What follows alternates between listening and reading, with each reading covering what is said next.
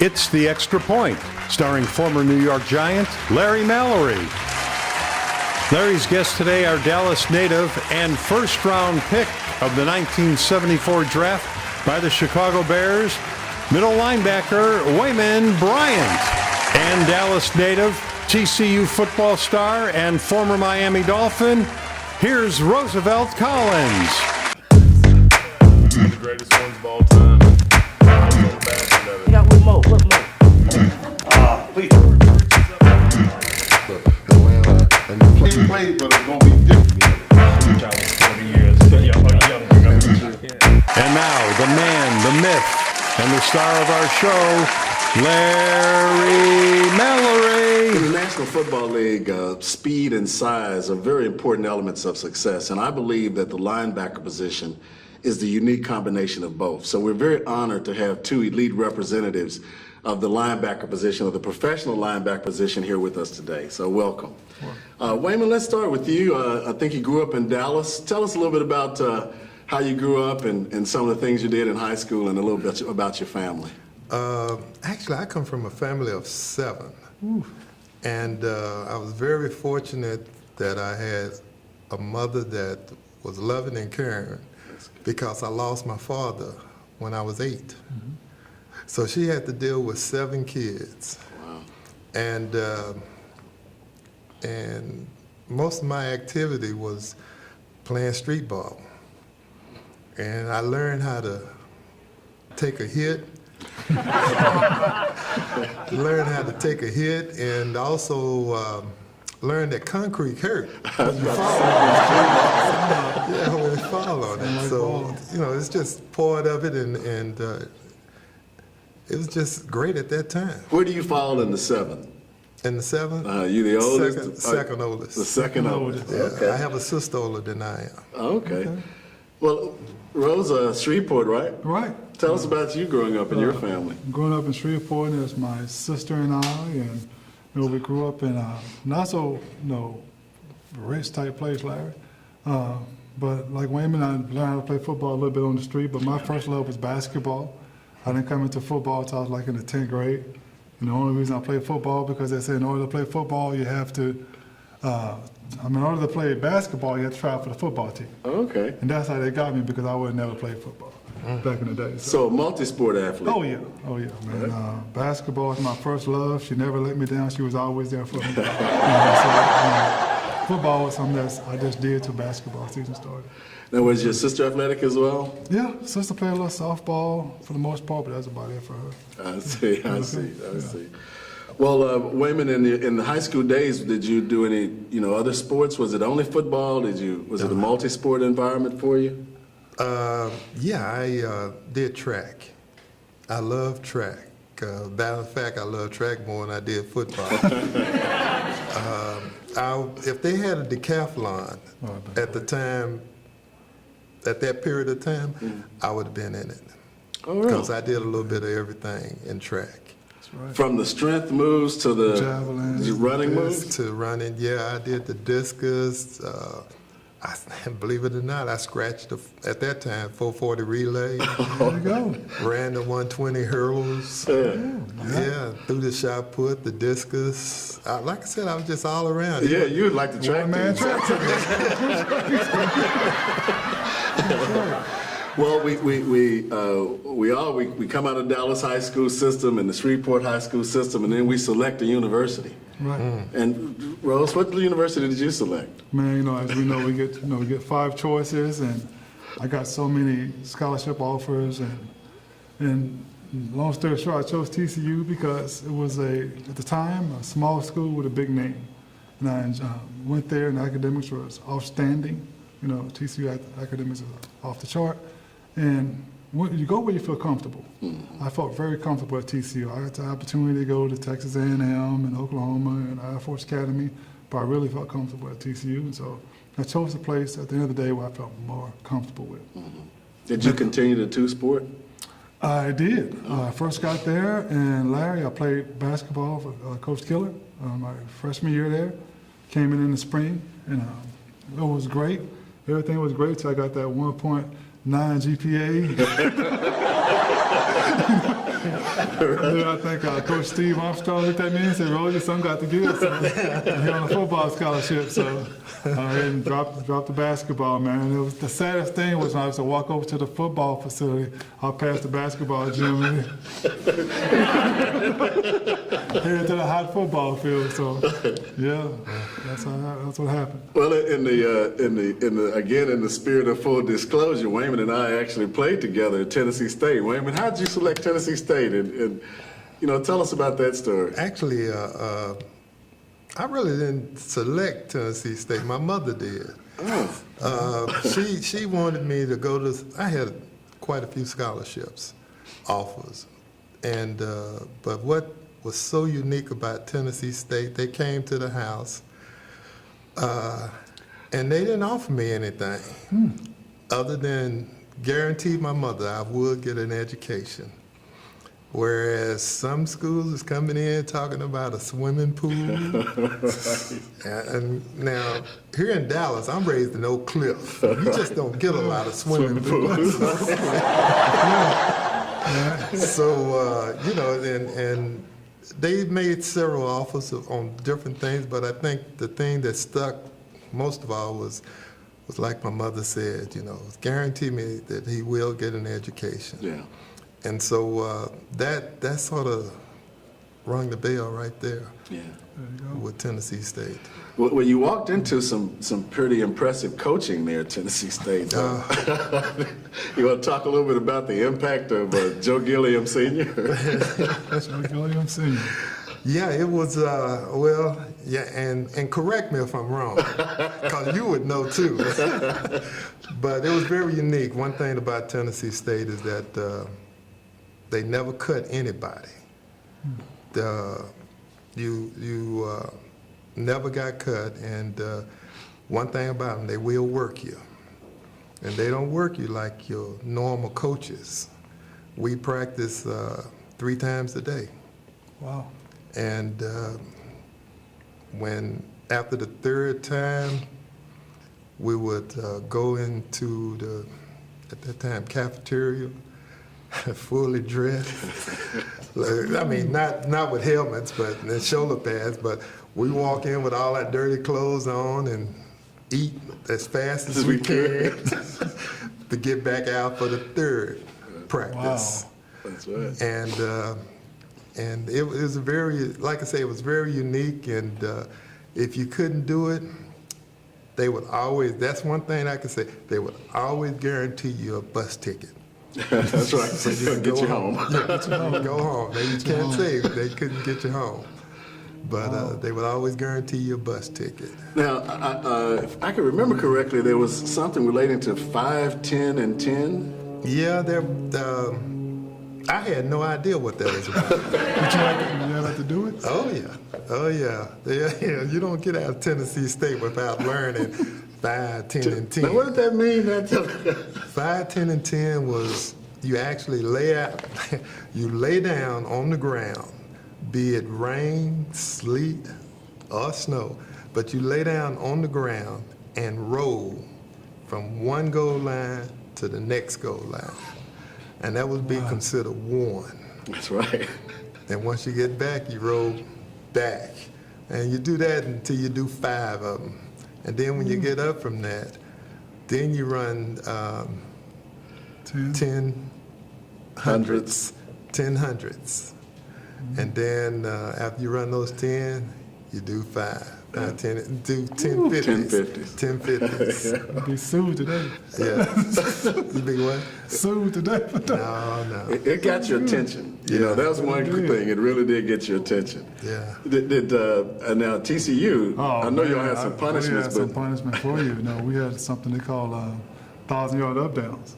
1,000-yard up downs. So if you miss class, you miss class and go to class. What made it so bad was that if you miss, you play defense. The whole defense had to get up the next morning. Oh. Uh-oh. And they normally do it in the springtime because that's when guys, go on vacation because you go to class as long as football season going on, and some of them take off during the season. When football season's over. Every 5 yards, you jump down your chest, do up, down, jog to the next 5 yards, jump down, do up, down and back was 1. Okay. You know, and I guarantee you'll never miss class again. No. Class again, so. But now you had an excellent career there because you also a TCU Hall of Famer, aren't you? Yeah. We'll talk a little bit about that. Well, when I first got there, we had something called Daymar Coliseum. And it's a coliseum, we would use the coliseum to run laps. You know, it's about the equivalent of a track. And we would run around there. And at the time at TCU, they had these guys on the wall, you know, every so often. Even Philip Epps, Green Bay Packer, went to TCU. Philip was up there also. So I would look at these guys as a freshman, and I said, man, I'd love to be one of those guys on that wall one day, you know. And never thinking about it until 2015, they called me and told me congratulations, welcome to the Hall of Fame, and it was unbelievable. I think my mom and my dad, they really, you know, got a kick out of it, and it was just unbelievable. Yeah, so that's I good. enjoyed it. Let's talk about your professional careers. You know, with the Miami Dolphins and with the Chicago Bears.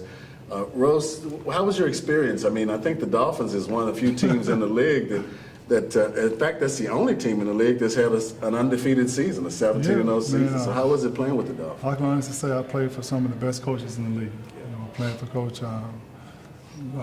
Shula and playing for Coach Jimmy and Switzer. But the one thing I remember about Coach Shula was his intensity. Even at his age, you know, in 1992, at his age then, he was so intense. And he was the type of coach that you don't want to let down. You know, I remember one time going to a ball game and getting a sack. And I run off the field, I'm so happy, whatever, and he's congratulating me, and, you know, he has a mouth on him too, so congratulating me, whatever. And then at the same time, you know, the receiving team is supposed to come onto the field. I was so excited, I forgot I was on the punt receiving team, and I went and sat down. So I got praised and cussed out at the same time. That's what I remember about Coach Shula. I was like, man, he totally flipped on me. Yeah. But yeah, playing with Miami and playing for some good guys, playing with a Hall of Famer, Dan Marino and Clayton and Duper, it was a great experience. Yeah. So I really enjoyed it. Waymond, in your professional experience, being drafted in the first round, I think you came right behind Dick Butkus. Let's talk about that experience a bit for us. That was a very unique and strange situation. First of all, when I was drafted, Chicago didn't want me to come up to Chicago. And they said, just wait a while. And I said, okay, I can do that. And then after that, I just admire all these guys now that get all this publicity and stuff, being the first choice and all that, but I never did receive that. I never did receive it. The front headlines read, Black Butkus. Really? Wow. Yeah. They said the Black Butkus. And I was back in Nashville reading that, and they just got a capture of me, and that's what read that, the next Black Butkus. Yeah. And so finally, when I had a chance to get to Chicago, it was a very unique experience, because the first thing I made sure that people realized, I was no Black Butkus. I didn't even come close to wearing Dick Butkus shoes. He's a very talented and unique linebacker. Now, I admired the way he played, though. Yeah. But I didn't play with that much finesse. I would hit people. Reckless. Very reckless. But I would help them up after I hit them. You know, I was more of a nasty but polite person. Yeah. And Chicago wasn't ready for that. They want you to leave him down. Leave him down, maybe stomp on him or something. You know, that was the trademark that Dick Butkus left, and I just didn't do that. You know, like one reporter said, "Have you ever thought about cutting cake and serving to some of the people?" I'm like, that's a good idea. Never thought about that. But it was very unique, though, and My experience with Chicago, it was just, I guess it falls back to that Tennessee State era, because what I did in college prepared me for professional. Yeah. Yeah. That's one thing I can say. Good college preparation Oh yeah, excellent. from both sides. Oh, from yeah. TCU. Great coaches, man. Great coaches. Interesting, from TCU and from TSU. There you go. The real horns of Texas. That's right. Well, both of you too. I mean, obviously, you know, your college experiences, your coaches had an impact on you, but both of you do great things in the communities now as well. Rose, talk a bit about your programs and the things that you're doing with youth. Okay, great. I do a lot of stuff, Larry. You know, my biggest thing for me, though, is to create a place that when I leave, okay, the young people that I impact will be able to not only know what I know, but know more. And it's a disservice if you leave this place and the kids that you contact don't know that much. And so what I try to do in the Tarrant County Juvenile Services, I'm a counselor there and I work in the Community Service Division. We go out every Saturday and we mentor young people. We do life skills. We also do stuff for Habitat for Humanity. We do things with the Tarrant Area Food Bank. So we reach a lot of different organizations. And the main thing that I love doing with them is the life skills. The life skills part, such as anger management, such as being a leader. And what I can attest to, as well as my fellow linebacker, is that the lessons that we learn through life is our responsibility to give back to those young people. That's one of the things, that's what I love doing. And everything from coaching over at Trinity Christian for 4 years. I coached over there and it was a great experience, but try to get out that knowledge, what you learn. What was the name of one of the programs? The one program, my own personal program is VIP. That's it. Yeah, and VIP. And the VIP is a program where I take things such as, let me go back a little bit. Every time we go to a school and visit a school, as NFL players or just as individuals for career days, if you ask those kids, if you tell me something you want to be, and I guarantee you 75% of the room is going to raise their hand and say, I want to play in the NFL or I want to play in the NBA, but they really don't know the statistics. That's right. I tell these kids, I say, you have a better chance of being an orthopedic surgeon than you do playing in the NFL. And I want them to see the numbers. Because once they start seeing the numbers, they can see outside their neighborhood. They can see something that they can do. You know, and that was the big thing for me. I didn't go to TCU to play football. You know, if I went to TCU, I could have went to Air Force Academy, any place I wanted to, but I went to get education. And that was the main thing. And so I try to stress education, try to stress something that you need to do outside of just being an athlete. You know, that's very important to me. Yeah, giving back to the community. You got to give back to the community that you serve in. Waymond, and I was just at a community function with Waymond at a golf tournament. Waymond, talk a bit about, in fact, I think that golf tournament was to help raise money for one of the members of the church community, but talk a little bit about some of the things and impacts you've had on our community. Well,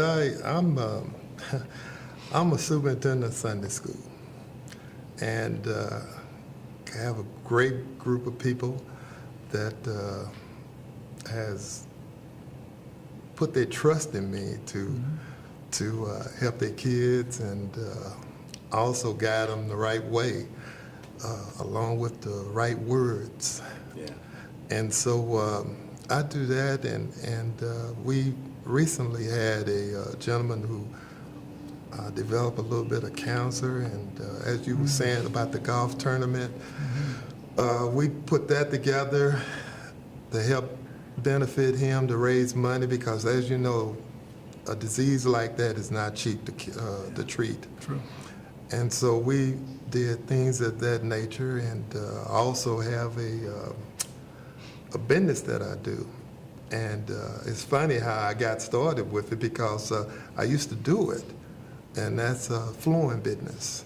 And I always have to repeat it twice, because like a lot of people holler, what is flooring? I mean, flowing, you know, it's a flow. That's what I do.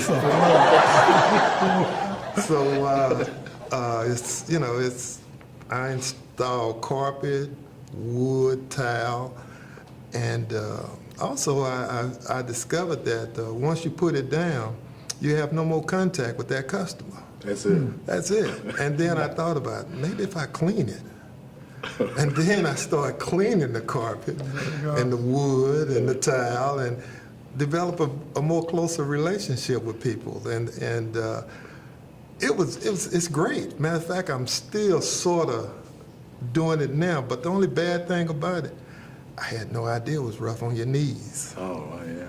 Yeah, so that I had to get off my knees. Yeah. And by doing that, it opened the door for me to help other guys that not quite as fortunate as I was. A lot of them know the skill, but didn't have the equipment. Yeah. And so what I would do is go out and get the equipment and let them use it so they could do the work and save my knees. Yeah. Well, I can tell you though, if I attended the church and you were the superintendent of the Sunday school, I would be at Sunday school every Sunday. I wasn't that bad. Well, now, what was your major, Waymond, in Tennessee State? My major was recreation. Okay. Yeah, and it was health and physical education as a minor, but recreation was my key thing. And the most unique thing about and I'm gonna be quite honest with you about the major, is that once I got out of school with my degree, I made a shocking discovery. I couldn't get a job. I thought, I got this degree, I can get me a job. Yeah. And the first place I looked was at YMCA. Right. And they wouldn't hire me because I had no experience. That's what they tell you. That just blew my mind. Yeah. I had no experience. experience. And I'm sure you probably run into that. A little bit. You know, A little. I'd say a little. Just a little bit. Yeah. You know, because like you say, when we got out of school, we go straight into playing football. Yeah. And most people don't understand. I think the best thing Waymond somebody ever told me, he said, Rosie, he said, most of you NFL guys, NBA guys, he said, you're going to start up here when it comes to salary. But you got to figure out how, when this happens to you, how to do this right here. You know, and what happens is, from here to that fall, you're not getting any experience, you know, in what you're going to do for the rest of your life. And so one thing I did while I was a communications major at TCU, and I am, this semester, I'll be finished with my master's in psychology, and I'm minor in family studies. And that experience that we get over the years, I hope people understand that life is a great experience too. Yeah. You know, sometimes we don't put that down on paper, that, you know, Sunday school and doing things of that nature, that can count because you're actually dealing with people every day. Yeah. You know, so. Let me see. You know, one thing that I stress to a lot of young kids is that they always holler, it must have been great being a professional football player. Man, all the partying, the women, the big cars, and all that. You know, they never say nothing about the work.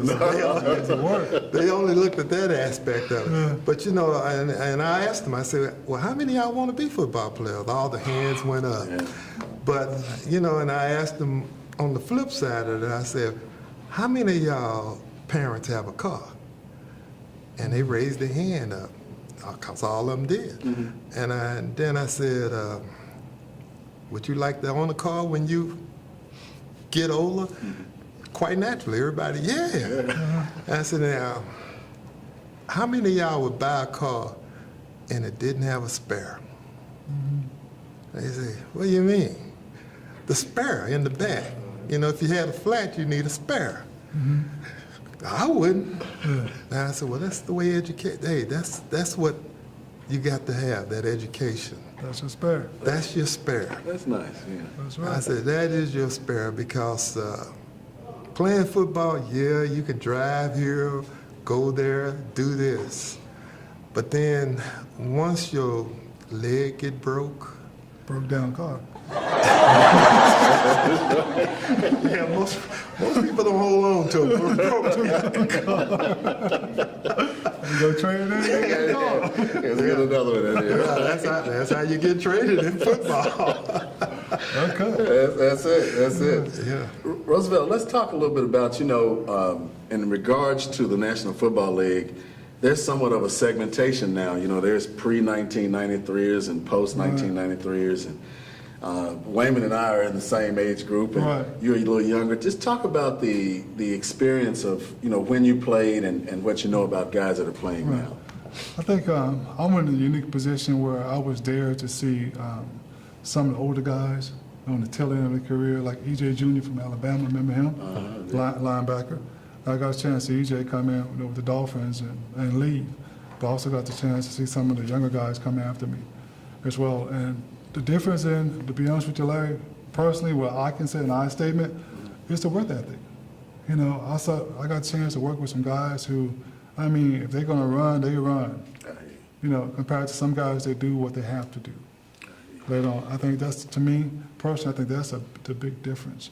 Where you still got a few guys who work as hard, but to me, personally, I believe back then, everybody worked hard. And I knew when I came into practice or I came into 2 days, I'd better be in shape. Yeah. You don't use 2 days to get in shape. You better be in shape before you get 2 days. Yeah. Whereas today, of course, we don't practice as much, and I think the game reflects that. Mm-hmm. You see a lot of mistakes and things that you normally wouldn't see. Also a lot of injuries. You see guys pulling hamstrings and, the first week of the season or in September, well, normally you wouldn't see anything like that. Normally you pull muscles because of fatigue, not because you haven't been working the muscle. And so that's the difference I see as far as those guys. As far as the camaraderie of the league, I can say, I don't know how to say this, Larry, but I know I relate to these guys, man, like it's night and day. I look up to them. I'm still in their ear trying to get advice from them, things of that nature. Whereas I can see, and I'm pretty sure you guys can attest to this as well, whereas the younger guys sometimes don't want to hear it. That's true. They feel as though they know what to do, and you don't use that experience. You don't use that history to better yourself. Yeah. And so not everybody does that, but I do see the majority, to me personally, that guys do that. That's well said. Yeah.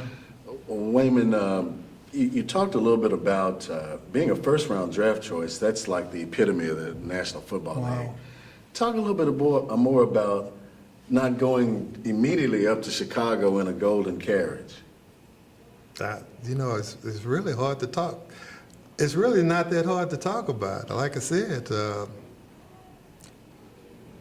if I go back down, bless this old brain. If I can go back down memory lane, it used to be where you get a phone call. Everybody was standing in the hallway at the dormitory waiting on a phone call to see if you got drafted. Because the team post, they call you. Yeah. And they said, we pick you up in the so-and-so round. And, and then the guy get all excited and he hollered it out. Right. And so that's what happened. The Bears called me up and said, we got you in the first round. But for right now, we just want you to hold tight. We're going to get you up there. I said, okay, I can do that. Yeah. And so I don't know how long it was, but eventually I got to Chicago. Was it a welcoming environment? I don't know. I don't remember. All I remember was cold.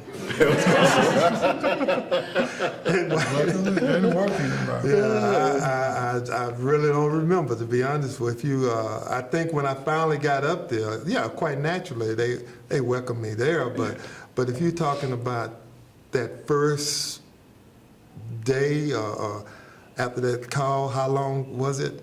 Maybe, I don't know, a week. Okay. What year? In the 70s, 74. 74, I think. Yeah. 74, wow. It may have been a week, maybe 3 days or a week before I was able to come up there. Now, why they didn't want me to come up right then, I have no idea today. I see. Well, it ended up being a good relationship in the long term. It's a great relationship. Yeah.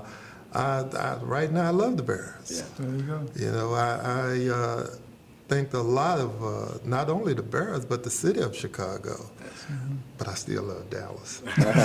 Dallas, Texas. That's home. Yeah, this is home. This is home. But Chicago is very close to me. Yeah.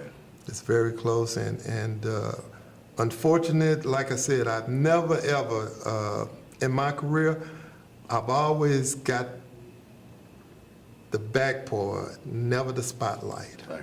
Mm-hmm. Never the spotlight. And somewhat it was the same way in college. Because you mentioned Tennessee State. the first thing people holler, too tall. Too tall. That's true. Too tall. They don't holler Larry Mallory? No, they don't have that. Well, I don't know Mallory. Well, I think that both you gentlemen have just been such a great, great guest today on what we were trying to accomplish. But I know both of you personally, and I think the things that you're doing in the community and the things that you've done to positively impact your communities is just tremendous. So we really appreciate you sharing your stories today with us on The Extra. All right, thank you.